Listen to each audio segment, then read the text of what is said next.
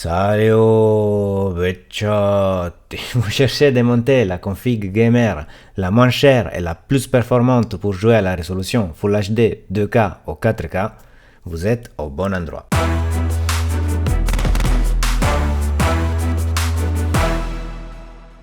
On commence par la première config qui nous permet de jouer à la résolution Full HD et le premier élément qu'on va analyser sur le processeur que j'ai choisi, c'est un Core i3 12100F, donc de la 12e génération d'Intel. C'est un 4 cœurs avec des performances équivalentes à un Ryzen 3600X voire 3700X. Donc c'est un processeur 4 cœurs avec des performances similaires à des processeurs 6 cœurs voire 8 cœurs.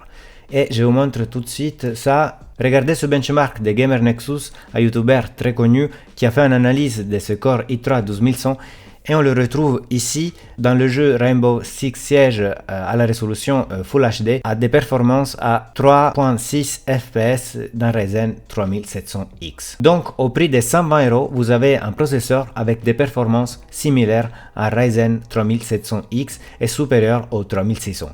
Si on regarde à la résolution 2K, on se rend compte que ce processeur, on le retrouve ici au même niveau d'un Ryzen 5600X. Mais ça, c'est normal parce qu'à la résolution 2K voire 4K, le processeur a beaucoup moins d'impact sur les performances et du coup, en fait, on retrouve que ce processeur est même devant un 3900X, un 11600K et est vraiment très similaire à un 5600X, alors que normalement ce n'est pas le cas, surtout pour jouer à la résolution Full HD. Mais j'avais envie de vous faire noter ça. On retourne sur la config et on passe au prochain élément de la config. La carte mère que j'ai choisie pour vous, c'est une Gigabyte B660M DC3H-AX DDR4, donc on va monter de la mémoire DDR4 sur cette carte mère. Je l'ai ici. Du coup, elle coûte 160 € et c'est la version avec du Wi-Fi. La version sans Wi-Fi, vous la trouvez soit sur Amazon, soit aussi sur LDLC à 130 €. Donc, vous faites une économie de 30 € si vous achetez la version sans Wi-Fi. 30 € de moins par rapport au prix total de la config que je vous montre tout à l'heure. Et si on regarde ici cette carte mère, elle a vraiment tout ce qu'il faut. On a 4 emplacements pour la mémoire RAM ici et on a même ici un endroit pour pouvoir installer un disque de type SSD NVMe génération 4. Comme on ne fait pas d'overclocking, on n'a pas besoin d'une carte mère surpuissante pour ce processeur, donc c'est là, ça suffit. Je vous ai même pas proposé un Ventirad parce que celui-là d'Intel suffit vu que ce processeur consomme pas beaucoup. Voilà, sous le prix, je la trouve vraiment pas trop chère. Si vous voulez une carte mère de type ATX, parce que je vous ai pas dit, c'est une carte mère de type MATX, donc micro ATX, j'ai trouvé cette Asus Prime B660 Plus avec un look un peu plus professionnel. On voit aussi qu'il y a des dissipateurs de chaleur sur les VRM. On a bien un emplacement pour disque type SSD de type M2 avec un dissipateur dessus. Voilà, c'est un look un peu plus professionnel, mais ça coûte plus cher parce qu'on passe sur un prix de 173 € à la place de 159 € à peu près de la Gigabyte. Donc vous avez aussi la possibilité d'acheter cette carte Asus au cas où vous voulez pas du micro ATX. On passe au prochain élément. J'ai choisi des Corsair Vengeance LPX 16 Go DDR4 3200 MHz K16.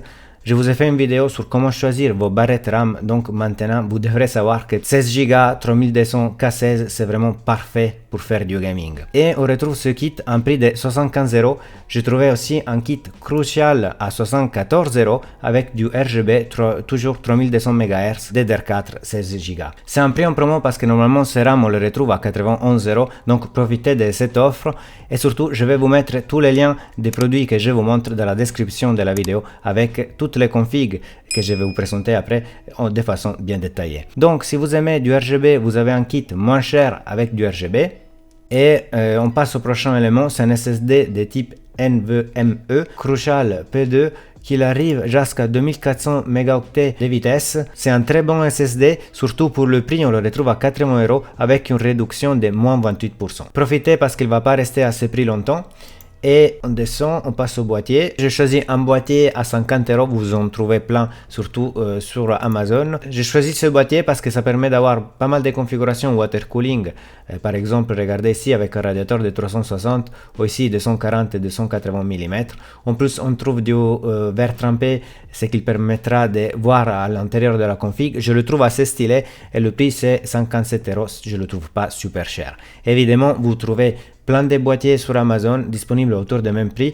Et un autre que j'ai envie de vous signaler, c'est ce Enermax Sterifort RGB parce que il est délivré avec des ventilos RGB. C'est sûr, c'est plus cher. On le retrouve à 69 €, que c'est 10 € plus cher par rapport au Regintech, mais quand même, vous avez 4 ventilos, je crois, inclus avec le boîtier. Et vous pouvez faire plein de configurations. Je crois que quelqu'un l'a fait dans les commentaires. Voici par exemple cela ou cela. Donc c'est un super boîtier et je le peux conseiller aux yeux fermés. On retourne à la config parce que il nous reste que l'alimentation. C'est une alimentation Enermax Cyberbron 600 watts 80 plus bronze. J'ai choisi une alimentation bronze parce qu'elle coûte vraiment pas cher, 40 €. C'est une alimentation 600 watts, mais même une alimentation 550 watts ou 500 watts, ça suffit pour la config que je vous propose. En alternative, si vous voulez acheter une alimentation plus chère, celle-là c'est à 40 €. J'ai trouvé aussi cette Corsair 550 watts, toujours bronze, 50 €. Je vous ai fait une vidéo sur comment choisir une alimentation en 2022 où je vous explique aussi pourquoi une alimentation bronze peut être meilleure d'une alimentation gold. Je vous conseille de le regarder parce que je vous explique vraiment tout sur les alimentations. Donc on arrive à un total de 530 €.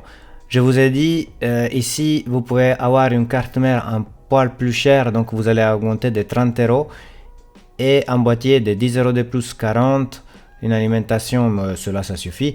Donc voire vous pouvez arriver à 550 € sans la carte graphique, bien sûr, parce que à ce prix il faut ajouter une carte graphique. Comme carte graphique pour cette config, il faut acheter soit une RTX 3050, soit une RTX 3060. Ça suffit pour jouer sur du Full HD, soit une carte graphique AMD RX 6600, voire 6600 XT, voire 6500 XT.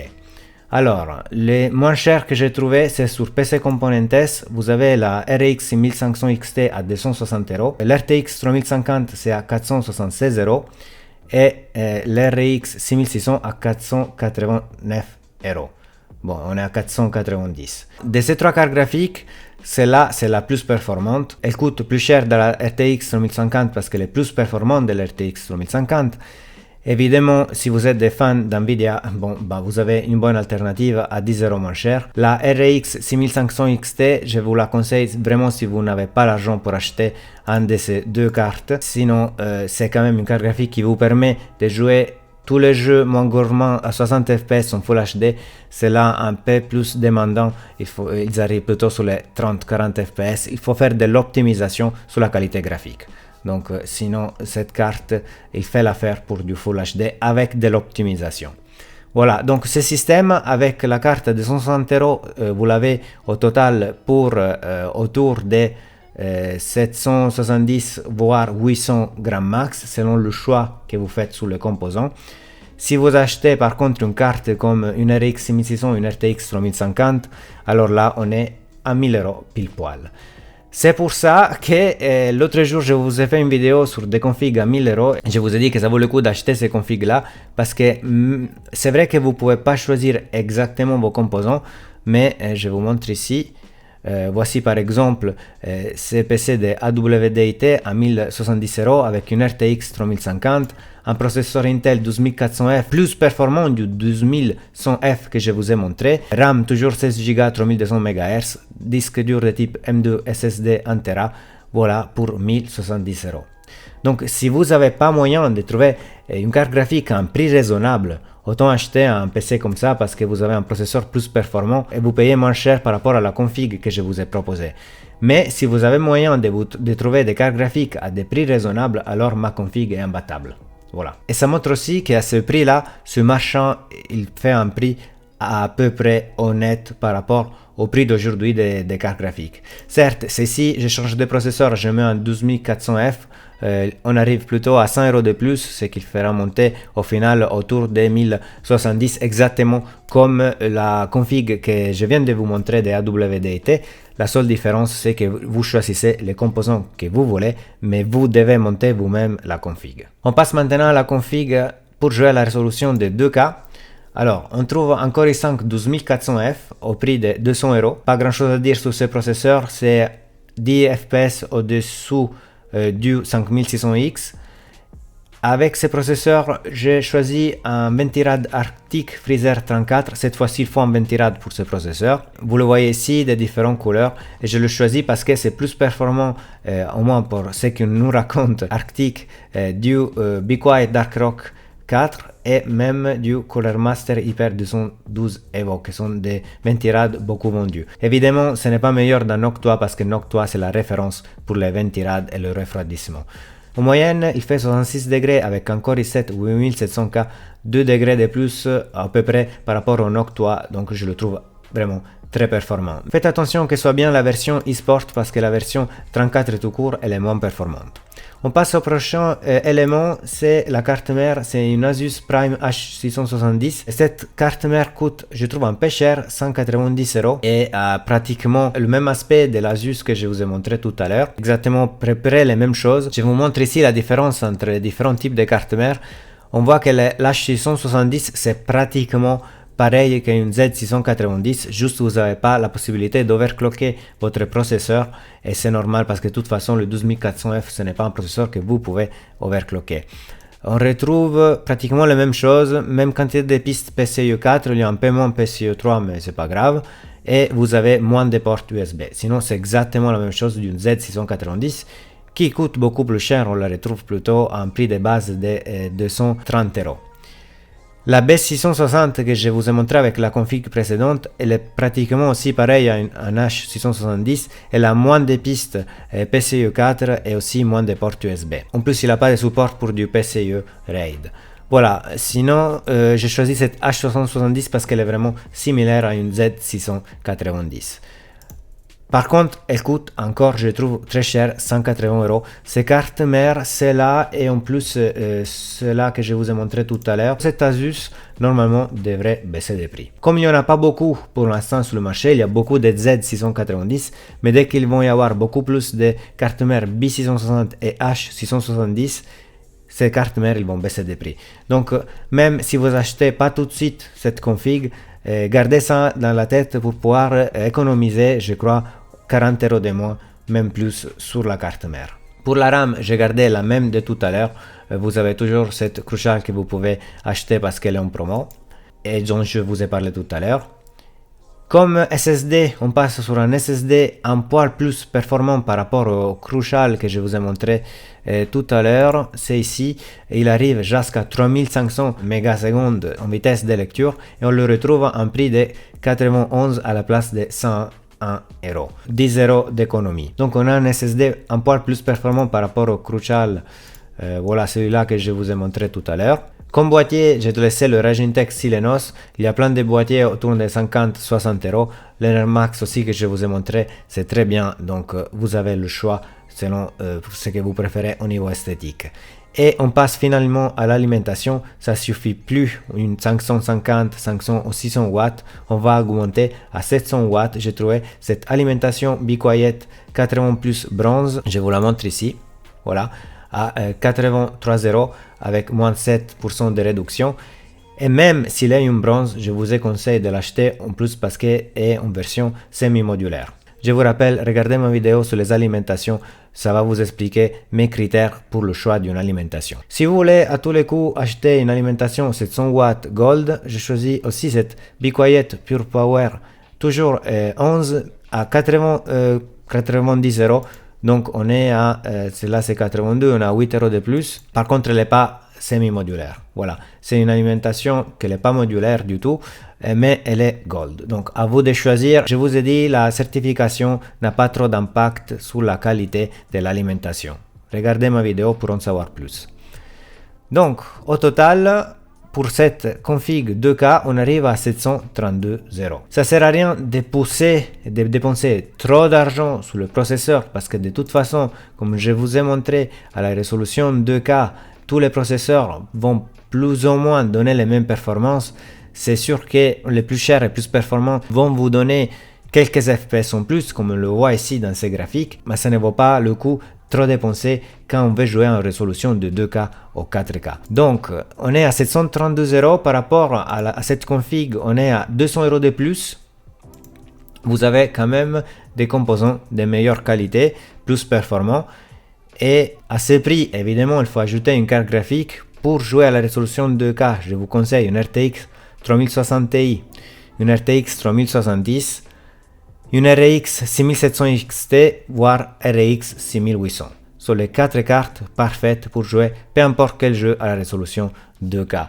Peut-être l'RTX 3060 Ti, quelques optimisations dans des jeux trop gourmands ou des jeux futurs, mais pour l'instant ça tient le coup. J'ai cherché, mais cette fois-ci c'est pour moi impossible de vous trouver des cartes graphiques à des prix raisonnables. Quand on passe à des cartes graphiques pour jouer à la résolution 2K, la moins chère du tout que j'ai trouvé c'est une RTX 3060 Ti à 770 € sur Top Achat, mais je la trouve quand même trop chère. Parce que la même carte, si vous arrivez à l'avoir avec un drop d'NVIDIA, coûte 420 €. Voilà. Évidemment, c'est pas exactement la même carte parce que ça c'est un modèle custom. Et le modèle d'NVIDIA c'est un modèle Founder Edition.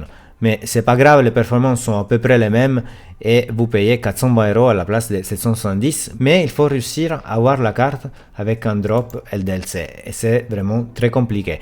Si vous y arrivez, alors à ce moment-là, vous dépensez 1150 € pour cette config. Si vous n'arrivez pas à avoir un drop sur les cartes graphiques, vous comprenez bien que le prix va exploser et on arrive à 1500 €.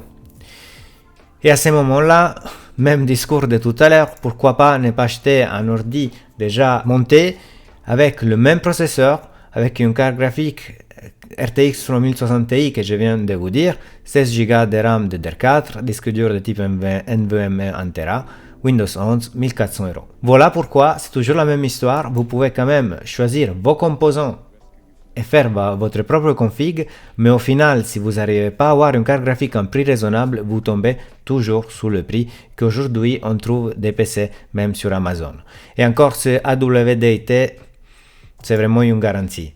Parce que, pardon, il est ici et on le trouve à un prix vraiment pas cher par rapport à d'autres vendeurs de PC qu'on retrouve sur Amazon comme Megaport, etc. Et on passe sur la dernière config pour jouer à la résolution 4K. Cette fois-ci, on passe sur un processeur gamer AMD, c'est un Ryzen 5 5600X. Vous trouvez plein de revues sur le 5600X, un poil supérieur au 12400F. Couplé avec une carte mère B550 Gaming Plus de MSI, voilà, c'est celle-ci avec aussi du LED sur la carte mère. Aussi, c'est une carte mère nickel, rien à dire, parfaite pour pouvoir jouer, parfaite même pour faire du overclocking, donc vraiment rien à dire sur cette carte mère. Si vous préférez une carte mère Asus, on retrouve cette ROG Strix B550F à un prix classique de 180 €. Voilà, ce sont deux exemples. Il y a plein de cartes mères B550. N'achetez pas forcément une carte X570 parce que vous pouvez overclocker un processeur Ryzen comme le 5600X même avec une carte B550. Donc c'est pas comme Intel qui vous oblige à acheter une carte mère Z690 pour pouvoir overclocker ces processeurs. Là, ça suffit une B550. Donc voici la carte mère que j'ai choisie avec ces processeurs. On est autour de 400 € carte mère plus processeur. Pour refroidir ces processeurs, j'ai choisi un IO NRMax LeakMax 3. Ce n'est pas le plus beau en absolu, je le sais, mais quand même, on le trouve à un prix vraiment pas très cher, 82 €, alors que normalement, les IO 360 mm qui vous permet d'avoir plus de silence et pas plus de performance, on le retrouve plutôt sur les 120 €. Donc c'est pour ça que je le trouve vraiment pas cher. En alternative à cet IO NRMax, je vous propose un MSI à 112 €, déjà du coup beaucoup plus cher, ou un Cooler Master plus ou moins au même prix, c'est un Master Liquide ML360. Voilà, 116 €, 112 €. Sont des IO qui font vraiment très bien l'affaire. Cet NRMax déjà ça suffit, même si esthétiquement ça peut être peut-être moins bien par rapport aux autres, mais c'est juste une question de goût. Sinon, je le testais moi-même dans une vidéo et niveau performance, il est au top. Et vraiment, ça coûte pas cher, 92 €. Tous les IO, vous les trouvez normalement à beaucoup plus de 100 €. Comme RAM, cette fois-ci, j'ai choisi de la RAM Corsair, toujours 3216 Go à 90 €. Vous pouvez faire de l'économie si vous achetez la Crucial que je vous ai montré, pardon, ici. Vous allez économiser presque 20 €, donc pas négligeable. Mais Corsair, franchement, je les kiffe aussi au niveau esthétique. SSD de type NVMe, cette fois-ci, c'est un SSD de type Jaska 3600 MB, génération 4. Donc, beaucoup plus rapide et c'est un Western Digital Black. On le trouve en promotion à 122 €. Je pense que ça vaut le coup de l'acheter et il est vraiment plus performant par rapport aux autres deux que je vous ai montrés. Le boîtier, on passe sur un boîtier un peu plus sérieux, c'est pour ça qu'il coûte 102 €. Sur Top Achat, en vrai c'est à 95 sur Amazon, je vous le montre ici. Je crois que c'est celui-là, oui. C'est le Corsair EQ220T RGB à 95 €. Celui-là, avec des ventilos RGB Corsair inclus. Et voilà, vous avez plein de possibilités parce que vous pouvez monter un radiateur de 360, 280 mm en façade frontale, 240, 280 en façade supérieure et même dans la partie derrière un petit radiateur de 120 mm. Vous avez beaucoup de choix, je le trouve assez pratique, même derrière pour faire du bon câble management. Il est vraiment bien foutu ce Corsair EQ220T. Enfin, comme alimentation, toujours 700 watts, ça suffit pour les cartes graphiques que je vais vous proposer pour jouer à la résolution 4K. C'est une Be Quiet Gold 80 Plus semi-modulaire qui du coup coûte plus cher. On la retrouve sous les 110 €. La même, mais pas modulaire, c'est à 89 €. On fait 30 € d'économie. Si vous l'achetez celle-là, mais je vous ai dit, même celle-là en bronze 700 watts à 92 €, ça suffit. C'est à vous de voir si vous voulez faire des économies ou pas. Et là, on monte à 932 €, donc il faut 200 € de plus. Par contre, là, on fait vraiment une économie. Parce que, alors, déjà, il faut voir si vous arrivez à trouver la carte graphique pour ce type de config. Pour jouer à la résolution 4K, une RTX 3080, RTX 3090, RX 6800 XT, RX 6900 XT. Ces cartes graphiques coûtent plus de 1000 €, sont vraiment difficiles à trouver. Personnellement, j'ai une RTX 3080 que j'ai payé 712 € avec un drop LDLC. Si vous arrivez à avoir les cartes graphiques au drop, évidemment, vous ne faites pas exploser le prix. Là, on est plutôt sur 1500 €, peut-être un peu plus, 1600 €. Mais si vous n'arrivez pas à avoir ces cartes, vous êtes facilement sous les 2000 € pour avoir un PC de ce type. Par contre, si vous essayez d'acheter un PC déjà monté avec une RTX 3080, vous payez facilement plus de 2000 €. Vous êtes plutôt sur le 2002-2003. Donc là, on fait une économie. Voilà, ça sont les PC que je vous propose aujourd'hui. Si vous voulez monter une config gamer, faites-moi savoir dans les commentaires ce que vous pensez de ces PC. Faites-moi savoir dans les commentaires si vous avez besoin de conseils. Mettez un like au passage et abonnez-vous pour avoir plus de news et conseils sur l'informatique. À la prochaine Compica. Ciao!